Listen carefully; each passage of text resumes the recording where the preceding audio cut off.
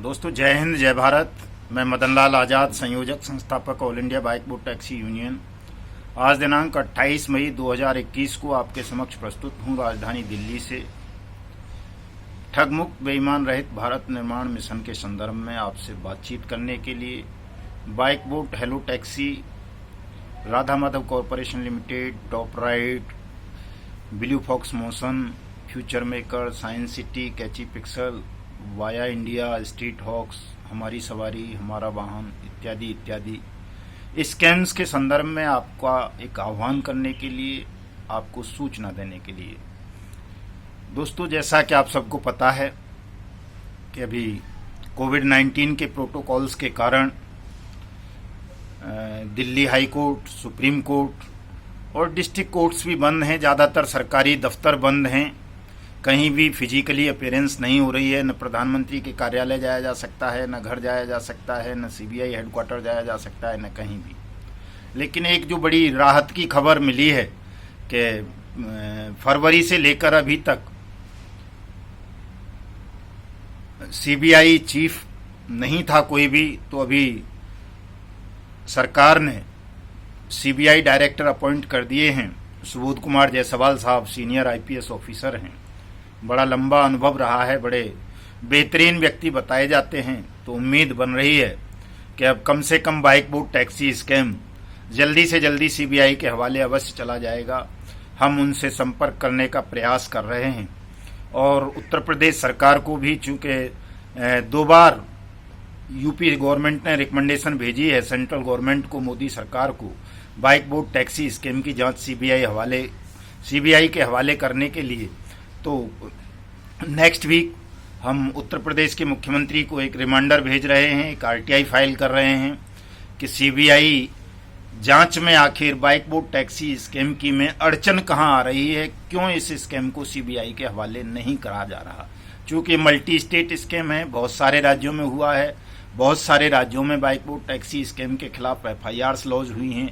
बहुत सारे स्टेट्स के डिस्ट्रिक्ट कोर्ट्स में, हाई कोर्ट्स में बाइक बोट टैक्सी स्कैम को लेकर मामले विचाराधीन हैं। ऑनरेबल दिल्ली हाई कोर्ट में सुनवाई चली रही है। अभी चूँकि कोविड-19 की वजह से कोर्ट बंद हैं, तो जो हमारी 18 मई की सुनवाई थी वो 2 अगस्त के लिए निश्चित हो गई है। 2 अगस्त को Delhi high court bike boat taxi scam पर सुनवाई आरंभ करेगा विधिवत रूप से। और 1 जून से लॉकडाउन भी दिल्ली में खत्म हो रहा है, अनलॉक की प्रक्रिया शुरू हो जाएगी। आज ही दिल्ली के चीफ मिनिस्टर ने ऐलान किया है। तो उम्मीद ये बनती है कि जून में हम बाइक बोट टैक्सी स्कैम की जांच सीबीआई के हवाले करवाने में सफल हो जाएंगे। और जैसा कि अभी पिछले दिनों आपको पता होगी कि बद्रीनाथ तिवारी और विजय शर्मा, जो नोबल कोऑपरेटिव बैंक का चेयरमैन था, उन दोनों की जो फॉर्मल अरेस्ट की दिल्ली पुलिस की ईओडब्ल्यू विंग ने, उसमें लगभग 110 करोड़ रुपए की उनकी प्रॉपर्टीज का पता और चला है। और उसको दिल्ली पुलिस ने अपनी एफआईआर के साथ अटैच कर दिया है 110 करोड़ की प्रॉपर्टीज को। और लगभग 500-600 करोड़ रुपए की प्रॉपर्टीज ईओडब्ल्यू मेरठ और ईडी पहले ही अटैच कर चुकी हैं। और धीरे धीरे ये जो इनकी संपत्ति की जब्तीकरण की प्रक्रिया है ये आगे बढ़ रही है। और जैसे ही हाई कोर्ट का आदेश आएगा इसमें, वैसे ही इसको नीलाम करने की प्रक्रिया भी आरंभ होगी। और जो भी बाइक बोट टैक्सी स्कैम के पीड़ित हैं उनका पैसा उनको वापस मिलना आरंभ होगा, ये तय है। इसमें किसी को कोई संदेह नहीं होना चाहिए। लेकिन दोस्तों एक बहुत ज़रूरी बात ये भी है कि जिन साथियों ने अभी तक बाइक बोट टैक्सी स्कैम में इन्वेस्टमेंट करने के बावजूद, या जो ठगी पीड़ित हैं बाइक बोट टैक्सी स्कैम के, और उन्होंने कहीं कोई अपनी शिकायत दर्ज नहीं कराई है, कोई दावा फाइल नहीं किया है, तो उन सबको अपनी अपनी शिकायत, अपना अपना दावा दाखिल अवश्य कर देना चाहिए। क्योंकि कई सारे लोग अभी भी, आज एक रिटायर्ड एसपी साहब से बात हो रही थी राजस्थान के, वो भी विक्टिम हैं इसके बाइक बोट टैक्सी स्कैम में, उनका भी पैसा फंस गया है। तो वो भी 138 के चक्कर में थे। अभी के 138 के नोटिस इशू कराने हैं, चेक बाउंस वाले। तो मैं आपको पहले भी बता चुका हूँ, अभी भी बता रहा हूँ कि तमाम साथी अभी भी इस उम्मीद में हैं कि संजय भाटी या बीएन तिवारी या करण पाल या वीके शर्मा या विजेंद्र सिंह हुडा या दीप्ति बहल या ये जितने भी ठग थे इस स्कैम को चलाने वाले, बाइक बोट टैक्सी स्कैम को, वो आपका पैसा वापस करेंगे। दोस्तों ऐसा नहीं है। ठगों के पास माथापच्ची करने का, समय नष्ट करने का कोई लाभ नहीं है, क्योंकि आपका पैसा अब सरकार ही वापस करेगी। चूंकि सरकार ने लगभग 700 करोड़ रुपए की भिन्न भिन्न एजेंसियों ने इनकी प्रॉपर्टी अटैच की हैं, और जो और इन्होंने देश विदेश में नामी बेनामी संपत्तियां बनाई हैं बहुत सारी, वो भी सरकार अटैच कर लेगी।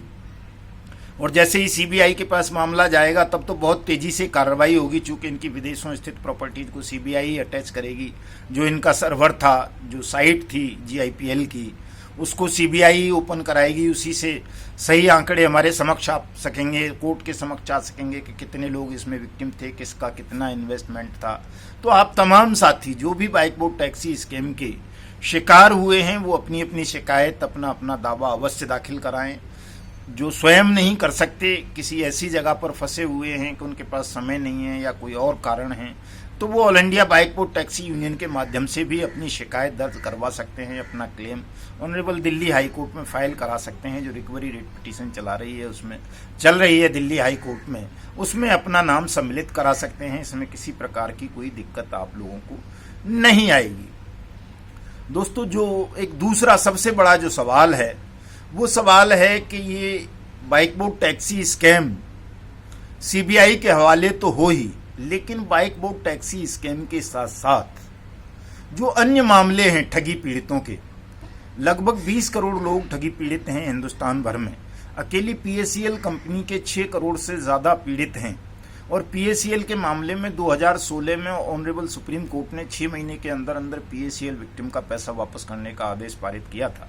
लेकिन आज 5 वर्ष हो गए, कोई पैसा किसी भी पीएसीएल के विक्टिम का वापस नहीं हुआ। बड़ी मुश्किल से 10-12 हजार लोगों का पैसा, जो 10,000 से नीचे की रकम थी, वो वापस हुआ है बड़ी मुश्किलों से। इतनी सख्त कंडीशंस लगा रखी हैं सेबी ने और लोढ़ा कमेटी ने पीएसीएल विक्टिम्स के सामने कि उनको तमाम लोग, जो 6 करोड़ विक्टिम है पीएसीएल का, वो कंप्लीट नहीं कर सकता उन शर्तों को। और वो पैसे का दुरुपयोग सरकारी एजेंसीज ही कर रही हैं, जबकि वो 6 महीने के अंदर अंदर तमाम लोगों को वापस मिलना चाहिए था।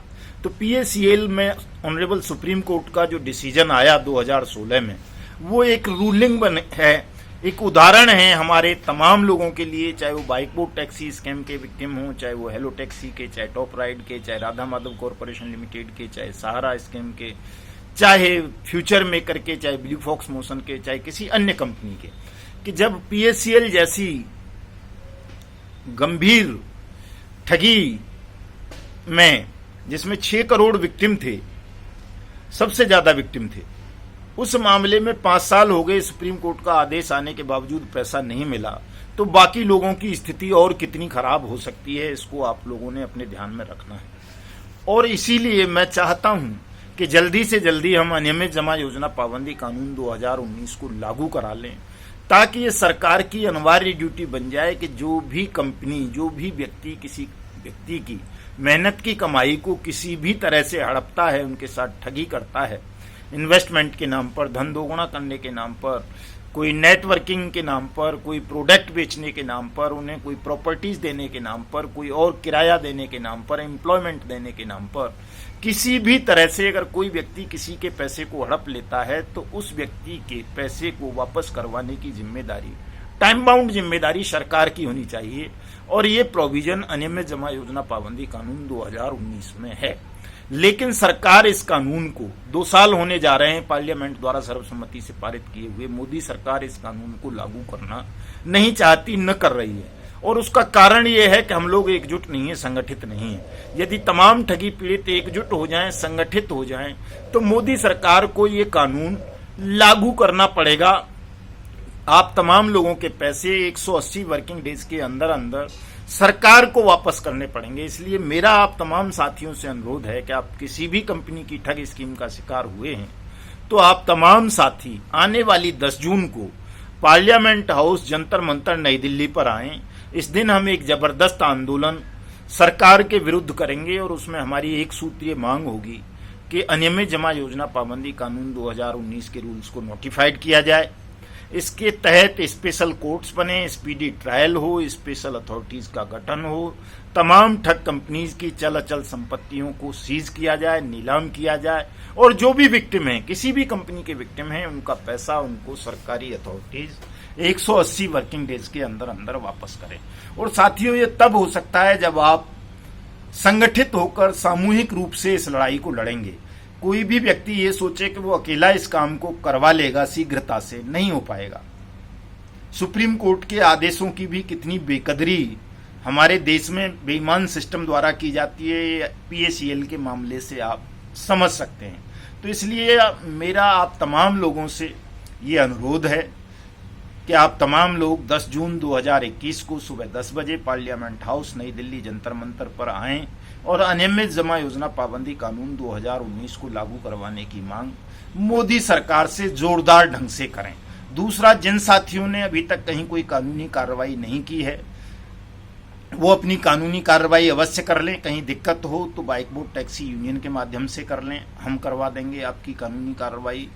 तीसरा, जो हमारा ये ऑनलाइन पटिशन है अनियमित जमा योजना पाबंदी कानून को लागू करवाने के लिए, उसको तमाम लोग साइन करें, शेयर करें, इस पर अपने कमेंट लिखें, ताकि सरकार पर एक जबरदस्त प्रभाव पैदा किया जा सके कि वो जल्दी से जल्दी इस कानून को लागू करे और आपका हमारा सबका पैसा जल्दी से जल्दी वापस हो। जय हिंद, जय भारत।